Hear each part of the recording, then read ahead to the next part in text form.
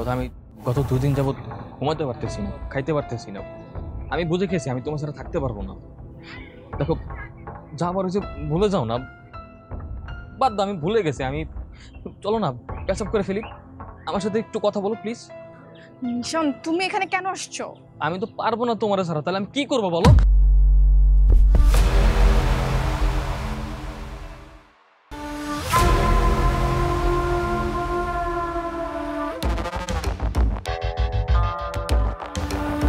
সমস্যা কি? টাফালিং করস? টাফালিং টাফালিং আমি বাইক করতেছি। না না না না, মারবেন না প্লিজ। আমি বলে দিচ্ছি ও চলে যাবে, প্লিজ না।